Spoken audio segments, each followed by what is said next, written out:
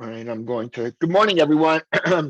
Number one, I appreciate Professor Sabrito allowing me to come in and speak to your class. I'm actually really excited about today's topic. I don't get to talk about communications and how to use data as part of this process, but this can really be very exciting for you in a lot of ways. It could open up your eyes to a lot of opportunities or open your eyes to a lot of potential things that you had not thought about before. Just to let you know a little bit about me, I'm not some guy that Professor pulled off the street necessarily. Let me share my screen. And is everybody seeing the shared screen? Excellent. So again, my name is Neil Schwartz. I'm president of SBRnet. I have around 25 years of experience working in marketing and consumer research, all focused on sports, fitness, active lifestyles. So I've been around for some time. Nobody's allowed to guess my age, but I've had the opportunity to work with brands, retailers, leagues, teams, the financial industry. I've done a lot in the financial world. So I really like to believe I can pack a lot of experience into any presentation in today's presentation. SBRnet, by the way, has been around since 1998. I bought it 3 years ago, along with my partner, Mark Sullivan. Interestingly enough, Mark is actually a journalist by trade. And being as that we're going to talk about data and being data driven, he is not big with data. So he kind of, let me do my thing. And hopefully today you'll all, you'll all be able to get, something out of it. I spoke to Professor. He did let me know that you're working specifically with the MLS. Professor, are they going to be working on a team by team basis or more? What's the kind of how's that going to work? Team by team. Okay. Each of the students selected their team. Okay, good. So what we're going to do when you're looking at data-driven communications plans, the first thing you want to talk about or think about is what sorts of data do I want to include? Obviously, you're going to need demographics. It's going to include a bunch of things. You're going to need social media activation. It's going to include a bunch of things. You're going to have to look at favorite teams. It's going to include a bunch of things. We're also going to look at streaming media, and there's a couple of reasons why. But the idea is what's important initially is don't try to wrap your arms around too many categories because it really starts with a process. I always love to write down what's my process going to be. I actually keep a bunch of 3x5 cards on my desk. And when I start a project like this, and I'm sorry about my voice, by the way, but when I start a project, I like to write down, 1, 2, 3, 4, 5.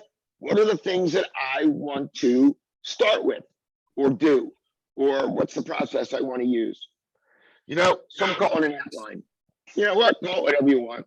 Don't care. Just have a plan, have a process. Makes your life so much easier. But number one in your process is identification. Identify your objectives, the people, the specifics, things like return on investment, KPIs. Does everybody know what return on investment means? Anybody want to kind of just shout it out? Give me a chance for a drink. So, no, I guess, huh? On somebody? Go ahead.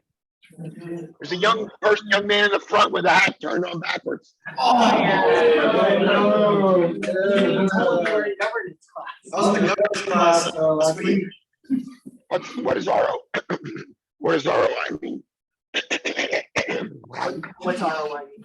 Return on investment.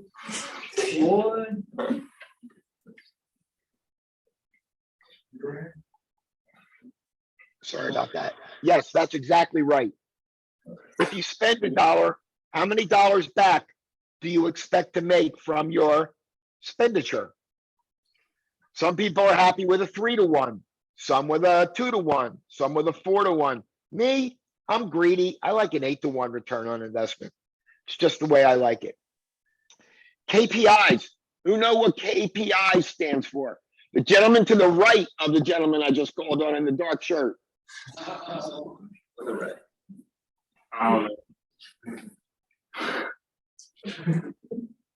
Come on. Okay, it stands for key performance indicators. What am I going to use to measure success?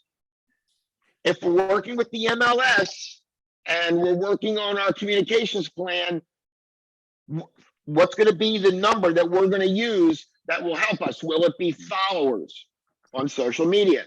Will it be more fans in general? Will it be better attendance at games? Establish your KPIs right up front. Let people know what you're shooting for. And that really gives a lot of, I'd say, weight to your plan. Hey, we want to increase our total number of fans by 5% as a result of this plan. That's a KPI. Key performance indicators. And the interesting thing is that data can actually help with all of these things. So give me a second. So next in the plan is that if we're going to communicate, we got to figure out what we're going to do to communicate. Isolate our media, and we're going to get into how the data looks and what to do and all that, I promise, coming up real soon. But we're going to evaluate traditional TV and streaming versus social media or other digital. You know, our fans, does one of you have the Houston Dynamos by any chance?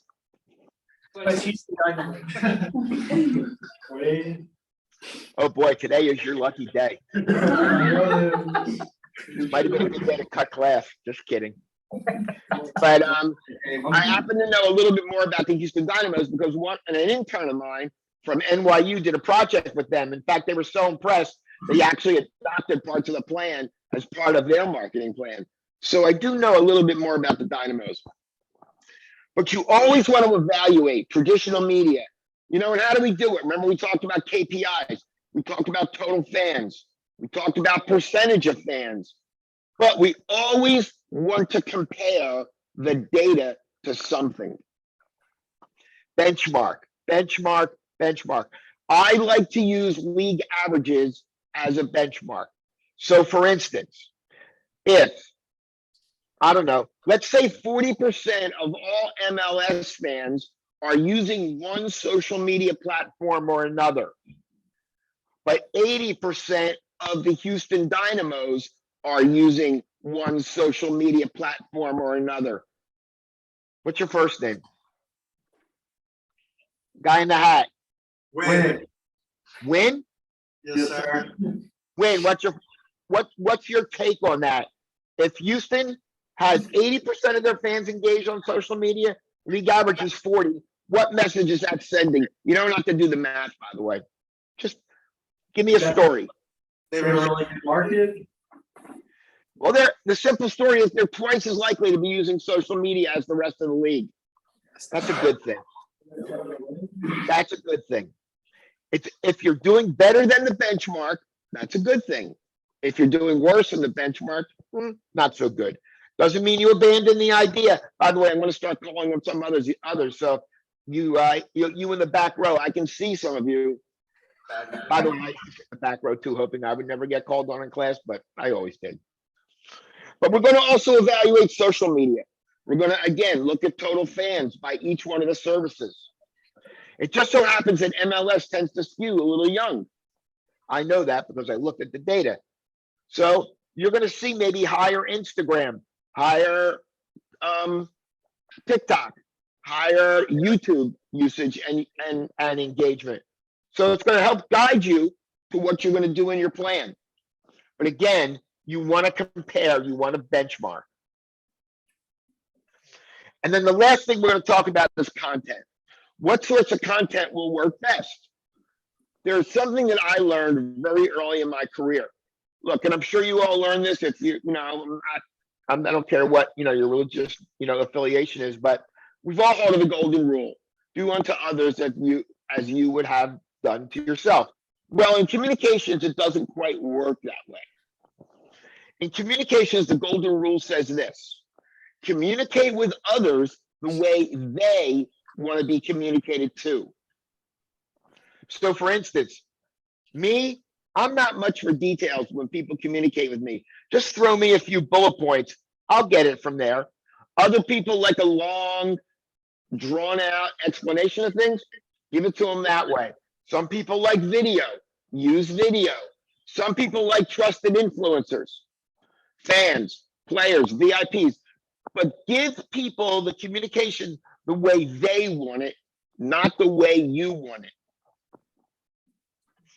By the way, this is all part of something I learned, I want to say my freshman year in college. I went to Syracuse, by the way, hence all the orange and blue and our logos and all that. But there was this guy named Marshall McLuhan, and Marshall had these social, he was like a communications expert of some sort. I don't even remember what his deal was. But he used to always say, he had something called the receptor theory of communications. That always remember the person who is receiving the message, not the person necessarily delivering the message. Because it's that message reception that's going to be really important. So now I'd like to switch my attention quickly to SBRnet. Now, SBRnet is a terrific one-stop location, really, for all things data related to the project that you're currently working on. So we're going to make this easy. I'm not going to give you a whole run around the site because frankly, I don't have time. But when you start your project, what you should do is go right here to the summary section. Go right here to single sport summaries. I'm going to click on see all. Here are all of the sports that we are currently collecting data on. 19 of them. Actually, my bad. There will be 19 when we add Formula One on our in March. I guess we are in March 10th. So let's go to MLS. Now, we've been collecting MLS data back since 2012. I think we know a little bit about what's going on. Can you all see this? Does it need to be bigger? I'll make it bigger just in case. Is that a little better? Yeah. Or even better than? Oh, yeah. Awesome. Okay, good. So the top number of fans ages 13 and older to all whole numbers that you see on our site, add 3 zeros. So in 2021, all the way to the right, that's 34,723,000 people 13 years and older are fans of Major League Soccer. By the way, this is only domestic United States.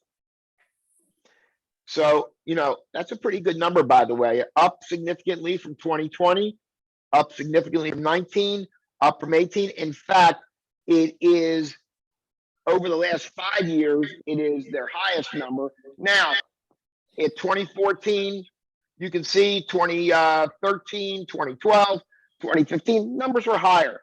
2016, I wouldn't focus so much on that. I'd always look at the last 3 years. Folks, we're coming out of the pandemic, a black swan event.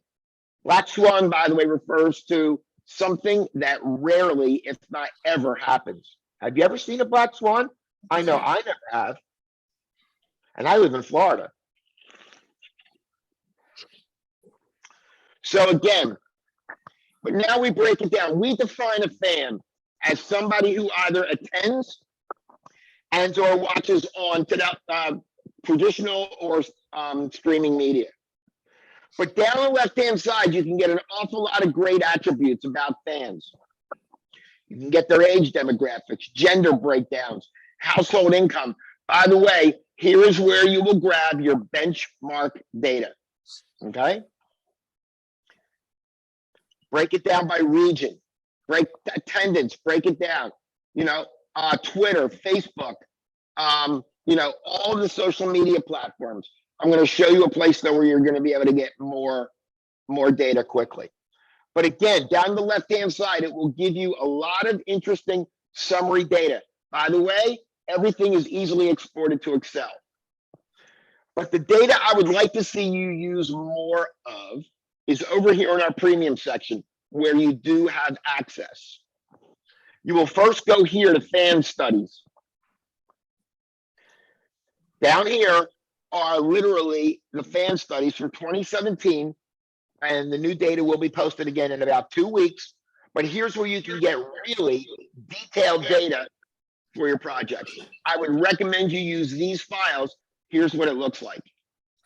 I hope. Bingo. We're always letting you know, by the way, the methodology, where this data comes from. I would suggest you read this first. The last thing you want to have happen when you're presenting your communication plan is somebody asks you, hey, where did that data come from? You want to be able to answer it. Believe me, I've sat in meetings where people couldn't answer it, and the rest of the meeting went all downhill.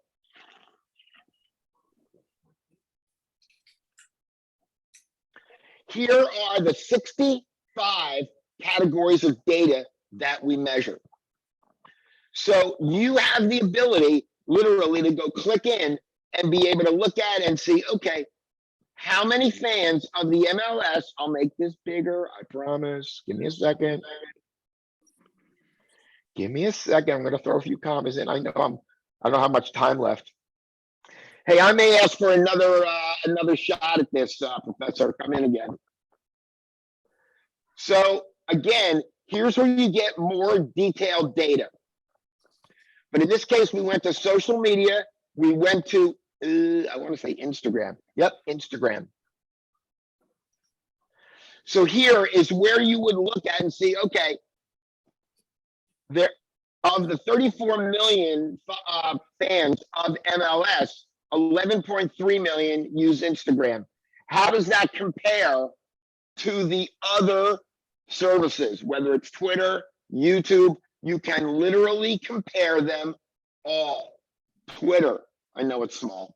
Facebook, by the way, only people like me are using Facebook. That would be older people. YouTube, TikTok. You know, TikTok has 5.1 million followers. It might be interesting to understand who they are. Are they younger? You can look right here. Oh, I'm going to make it bigger. Dang. Professor, just give me like a 1-minute warning when I got to wrap this up, all right? Okay. So again, do your comparisons. Understand your market. There's an awful lot of data available. One of the things I want to show you all the way over here is something called sponsorship influence. It's here somewhere. Here it is. Remember we talked about the receptor theory of communications. You can communicate, and if nobody hears it, or if nobody's going to be influenced by it, kind of what's the point? Well, here in the sponsorship influence, what we have done is we have measured the level of influence that any one particular group, social media platform has on their fans. I'm going to throw a comment on a couple. So as you can see, 7.2 million are extremely influenced. That's let's go 7.3 million. 13.6 million are moderately and slightly influenced, and 13 million are not influenced at all. You might want to combine these two numbers to get around over 20 million people who will be either extremely or moderately influenced by the messaging that we put out. Very important to put that in there. Sponsorship influence. Okay. So, but now what you can see is you can learn a little bit more about your target audience. Are they younger? Or do they skew older? Do they have money or do they not have money? This will also affect your content, the kinds of content you will use. However, since we're going to be working on team by teams, guess what, fans? We have the same exact data you were just looking at on a team by team basis. So right here, we go to Instagram. We know that the league has 34,723 fans.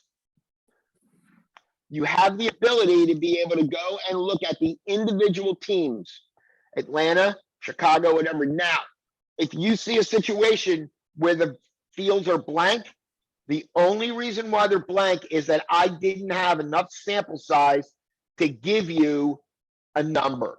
We have to protect what they call the integrity of the data. There is a minimum sample number of responses. If I don't have enough, like for Austin FC, which I think is relatively new, by the way, aren't they?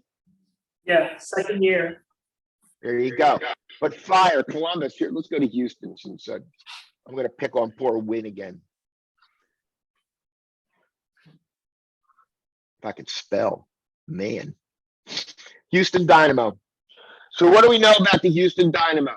We do know there's 34, there's what was the number again back here? There's 11.3 million total fans of the Major League Soccer that uses social media. There's 492,000 of them, Houston Dynamo fans, that follow social media. That represents 43%. What's the league average? 32%. All right, Win, you're up again, buddy. What signal does that send to you? What does that mean? What does it say to you? If 43% of Houston Dynamo fans are engaged with social media versus the league average of 32.7, what's that telling you? They're doing pretty well. Well, not just they're doing pretty well, but that if you want to communicate to them, you're more than likely to want to use social media.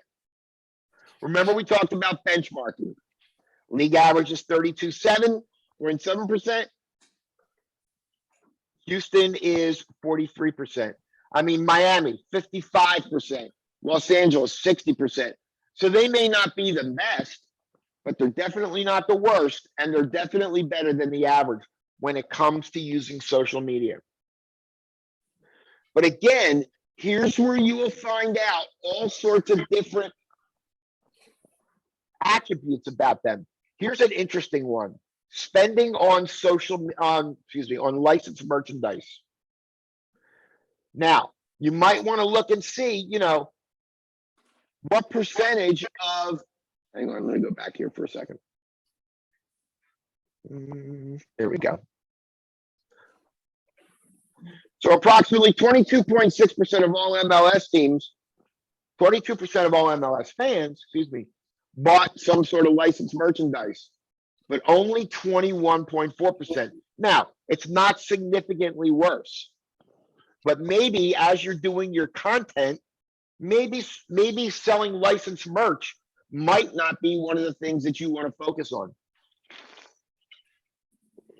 Or it might be because you want to improve.